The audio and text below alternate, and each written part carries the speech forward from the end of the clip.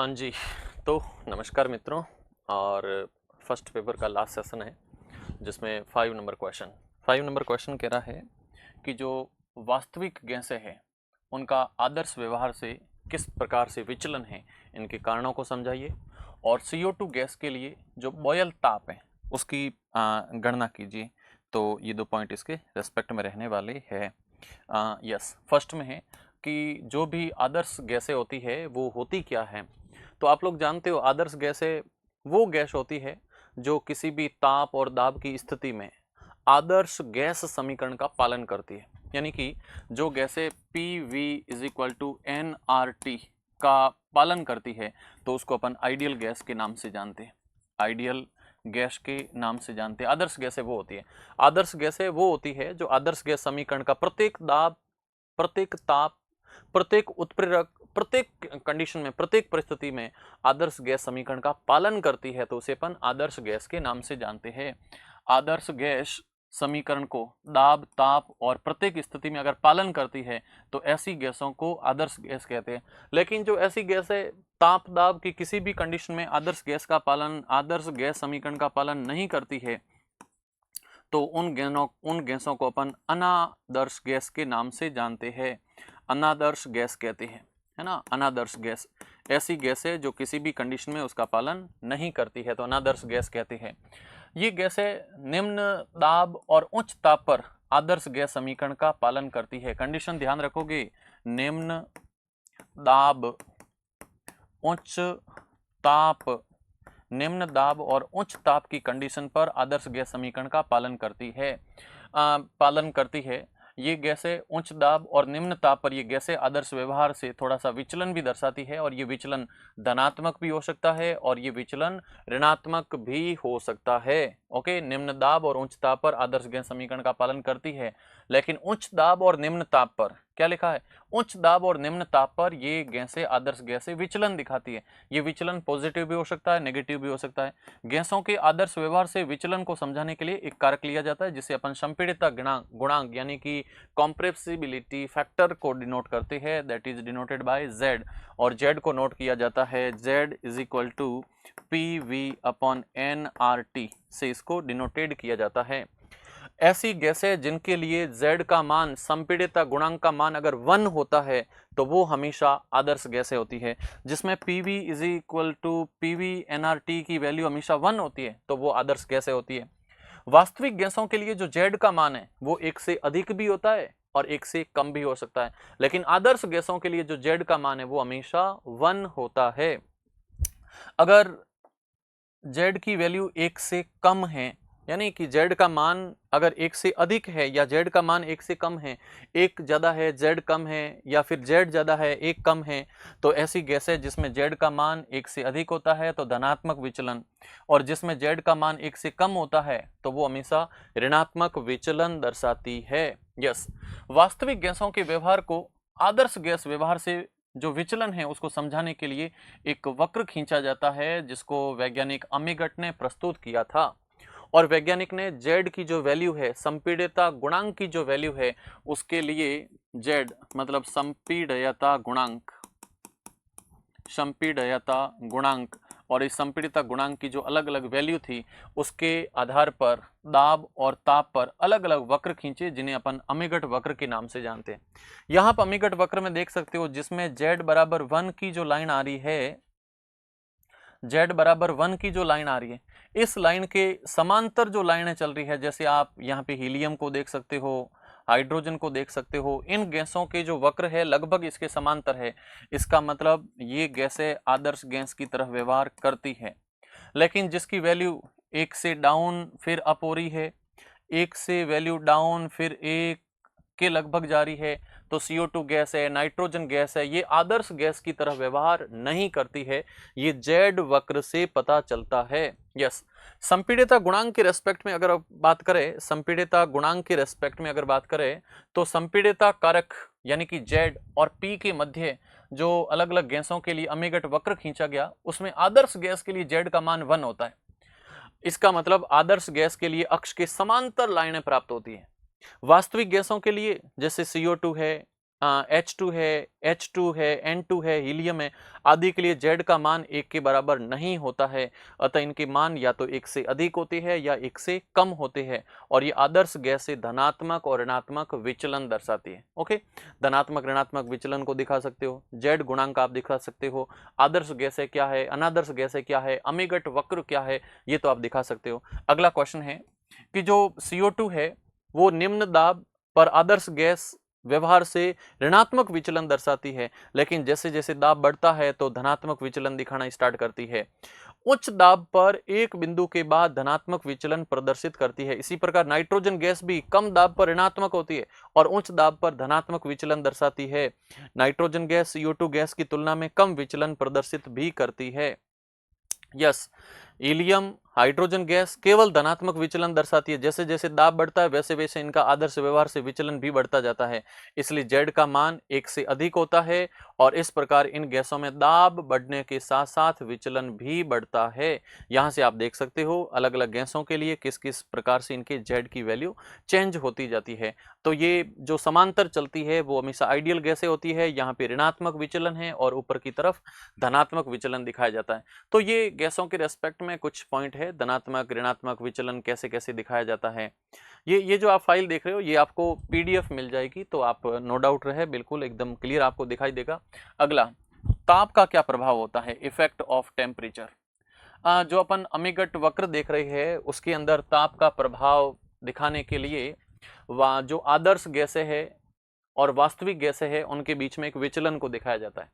इस वक्र के अनुसार जैसे जैसे तापक्रम बढ़ता है वैसे वैसे गैसों का आदर्श व्यवहार से विचलन भी बढ़ता जाता है और इस वक्र में नाइट्रोजन गैस के लिए अलग अलग तापमान पर अमीगट वक्र जब खींचे गए तो उससे स्पष्ट हुआ कि न्यूनतम तापमान 223 केल्विन पर सबसे अधिक विचलन प्रदर्शित किया जाता है। धनात्मक ऋणात्मक दोनों प्रकार के विचलन प्रदर्शित किए जाते हैं। जैसे जैसे तापमान घटता है वैसे वैसे वास्तविक गैसों का व्यवहार आदर्श गैस की तरफ बढ़ता है।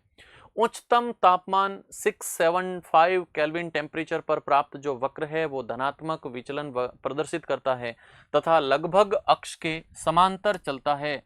अतः आप कह सकते हो कि हाई टेम्परेचर पर निम्नतम विचलन प्रदर्शित किया जाता है।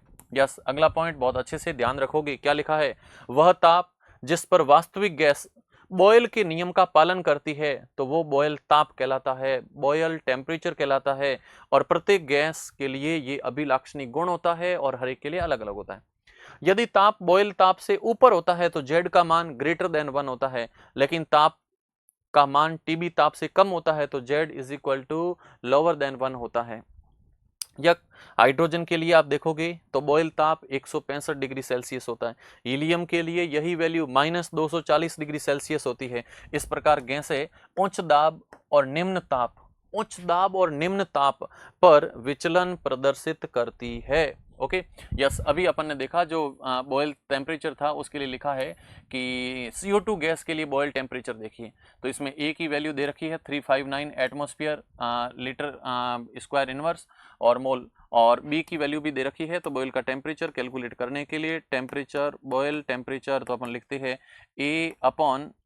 A/RB, R का मतलब रिडबर्ग गैस कांस्टेंट है और B की वैल्यू दे रखी है, तो इनको जब आप नोट करोगे 3.59 और ये गैस कांस्टेंट है 0.082 into 4.27 into 10 raise to power inverse में -2 है, तो इसका आंसर निकलता है 1025.30 केल्विन। तो ये CO2 गैस के लिए बॉयल टेम्परेचर है। यस, यस, अपन चलते अगले क्वेश्चन पे और ये अगला क्वेश्चन 5 के अंदर B में दे रखा है और ये क्वेश्चन कह रहा है कि जो मैक्सवेल बोल्ट्जमान कांस्टेंट है, बोल्ट्जमान, इसके लिए आणविक वेगों के लिए व्याख्या कीजिए, आणविक वेग के वितरण पर ताप के प्रभाव की भी विवेचना कीजिए। सिंपल पॉइंट है, थोड़े से याद रखने की कोशिश करोगे, कुछ फॉर्मूले आप इसमें याद रखोगे। देखिए, जो भी गैस के अणु होते हैं या अणुओं के मध्य वेगों के वितरण को मैक्सवेल ने प्रतिपादित किया, जिसे मैक्सवेल ने आणविक वेग का वितरण नियम के नाम से भी जाना जाता है। मैक्सवेल के अनुसार अणुओं का गमन सर्वथा अनिश्चित होता है। कोई भी अणु जब कहीं पे भी लोकोमोटेट करता है तो इस अणु का जो गमन होता है वो हमेशा एक अनिश्चित रूप से होता है, ऐसा बताया इन्होंने। लिखा, किसी भी दिशा में शून्य से अनंत तक किसी भी वेग से विचरण कर सकते हैं और इनके विचरण की संभावना समस्त दिशाओं में समान रूप से होती है। गैस के अणु हैं, सभी दिशाओं में समान रूप से विचरण करते हैं और 0 से अनंत किसी भी वेग से ये विचरण कर सकते हैं। वेग कम भी हो सकता है, वेग अधिक भी हो सकता है। अणुओं की संख्या बहुत अधिक होने के कारण अणुओं के किसी एक प्रभाज का वेग एक ही होगा। अणुओं के विभिन्न प्रभाजों में वेगों का वितरण भिन्न भिन्न होता है ना। अलग अलग जो फ्रैक्शन है उनके वेग अलग होंगे। समान प्रकार के अणु हैं तो उनका फ्रैक्शन सेम होगा। मैक्सवेल में बोल्ट्जमान समीकरण तथा प्रायिकता सिद्धांत यानी प्रोबेबिलिटी जो थियरी है उनका उपयोग करते हुए आणविक वेगों के वितरण के लिए एक उन्होंने व्यंजक व्युत्पत्ति किया जो बताता है कि वास्तविक वितरण ताप एवं गैस के अणुभार पर निर्भर करता है। और ये फॉर्मूला आप ध्यान रखोगे, फॉर्मूले में लिखा है पीसी, है ना। तो इसको अपन नोट करते हैं DC is equal to D note upon N और इसकी वैल्यू को नोट करते हैं अपन 4। यहाँ पे पाई की वैल्यू है और 4 पाई के बाद में जो वैल्यू नोट करवाई जाती है उसमें अपन लिखते हैं capital M upon 2 pi gas constant और टेम्परेचर 3/2 और एक्सपोनेंशियल वैल्यू में अपन नोट करते हैं minus M E square upon 2RT और इसमें भी एक्सपोनेंशियल अपन लगाते हैं ई का स्क्वायर डी। तो ये एक फॉर्मूला रहता है, इस फॉर्मूले से अपन गैसों के प्रायिकता घनत्व को अपन नोट कर सकते हैं। यस, नेक्स्ट आप देखते हो तो जिसमें डीसी का मतलब है प्रायिकता घनत्व और सी जो है वो अणुओं का वेग है। डीसी जो है वेग में सूक्ष्म परिवर्तन होता है। तो इसको नोट करने के लिए पीसी में वैल्यू को अपन नोट कर सकते हैं। और dn अपॉन एन जो है वो अणुओं का प्रभाज है जिनका वेग c तथा c प्लस डी के रूप में होता है। m गैस का अणुभार है, गैस कांस्टेंट है, ये परम ताप होता है और प्रभाज जो है वो 1 अपॉन एन और dn अपॉन डी जिसमें c को आलेखित करके वक्र खींचा जाता है। ये जो वक्र दे रखा है उसमें ग्रेटर है ना, T3 सबसे ज्यादा है, T2 अब कम है और T1 कम है। तो इनके जब ग्राफ खींचे जाते हैं तो आप देख सकते हो T1 के अंदर अणुओं का जो प्रभाज है वो क्रिटिकल टेम्परेचर पर जाकर के अप्रोच करता है और वेग के रेस्पेक्ट में टेम्परेचर 2 की कंडीशन में आप देख सकते हो तो क्रिटिकल कंडीशन यहाँ आती है और यहाँ पे रूट मीन स्क्वायर की वैल्यू यहाँ पे प्राप्त होती है। तो अलग अलग गैसों के जो मोल प्रभाज है उनके आणविक वेग और प्रभाजों के बीच में ग्राफ की वैल्यू को भी दिखाता है। अभी जो वक्र अपन ने देखे उनसे स्पष्ट होता है कि शून्य वेग वाले जितने भी अणु हैं उनकी संख्या भी लगभग शून्य होती है, लेकिन जैसे जैसे वेग बढ़ता है तो वेग वाले अणुओं का अंश भी तेजी से बढ़ता है और एक अधिकतम मान के बाद वेग के बढ़ने के साथ उस वेग वाले अणुओं का जो अंश है वो कम होता जाता है। वेग के इस मान को जिस पर अणुओं की संख्या अधिकतम होती है तो उसे प्रायिकता वेग कहते हैं या सर्वाधिक संभावना वेग कहते हैं, है ना। यस, अगला प्रायिकतम वेग के बाद वेग का मान जितना बढ़ेगा उतना तेजी से उस वेग वाले अणुओं का अंश घटेगा। वेग के अधिकतम मान पर यह शून्य हो जाएगा। अतः अति उच्च और अति न्यून वेग के अणुओं की संख्या अपेक्षाकृत बहुत कम होती है और प्रायिकतम वेग वाले अणुओं की संख्या अधिकतम होती है। ताप बढ़ने के साथ साथ अणुओं का प्रायिकतम वेग के मान में भी वृद्धि होती है, सही बात है। ताप के बढ़ने के साथ साथ वक्र की ऊंचाई कम होती है, अर्थात ताप बढ़ने के साथ साथ प्रायिकतम वेग के अणुओं की संख्या घटती जाती है। ताप बढ़ने पर वक्र का जो उच्चिष्ट है वो अधिकतम वेग की ओर विस्थापित हो जाता है और ताप बढ़ने से वक्र की चौड़ाइयां बढ़ती है। इससे ये निष्कर्ष निकलता है कि उच्च ताप पर अधिकतम या फिर अधिक अणुओं के वेग प्रायिकतम वेग के निकट होते हैं, अर्थात सामान्य रूप से अधिक वेग वाले अणुओं की संख्या भी बढ़ती है। तो अधिक वेग होगा तो उनकी अणुओं की संख्या बढ़ती है, जिनका वेग बहुत कम होता है वो बहुत लोएस्ट वेलोसिटी के साथ में लोकोमोटेट करते हैं। तो ये मैक्सवेल का प्रायिकतम वेग के रेस्पेक्ट में कुछ पॉइंट थे और इससे पहले जितने भी अपन ने सेशन देखे हैं सभी को बहुत अच्छे से आप लोग रिवाइज करते रहोगे। ये जो सेशन था इसकी PDF आपको मिल जाएगी, बार बार आप लोग पढ़ोगे इन चीज़ों को तभी जाकर के ये चीज़ें माइंड में अच्छे से सेट होगी। ओके, सो थैंक यू, सभी का शुक्रिया, बहुत अच्छे से आपने क्लास को देखा। ये कंप्लीट जो अपने पास में सेशन था, इस सेशन और पिछले जो 1 2 3 4 5 और ये आज का 6 नंबर का सेशन है, तो कंप्लीट में अपन ने पेपर 1 को देख लिया है। अगले जो सेशन रहेंगे उसमें अपन पेपर 2 को, फिर पेपर 3 को, ऐसे जो तुम्हारे PYQ के क्वेश्चन हैं और इंपॉर्टेंट क्वेश्चन और भी किस किस टाइप के क्वेश्चन बन सकते हैं उन सभी को देखेंगे। ओके। और दूसरी बात, कॉपी पेन पेपर लेकर के इन चीज़ों को आप लिखिए। जितना लिखोगे माइंड में उतनी चीज़ें परमानेंट मेमोरी में जाएगी, स्थायी रूप से दिमाग में वो चीज़ें तुम्हारे एडजस्ट हो जाएगी। ओके। तो मिलते हैं नेक्स्ट सेशन में, तब तक के लिए शुक्रिया, थैंक यू।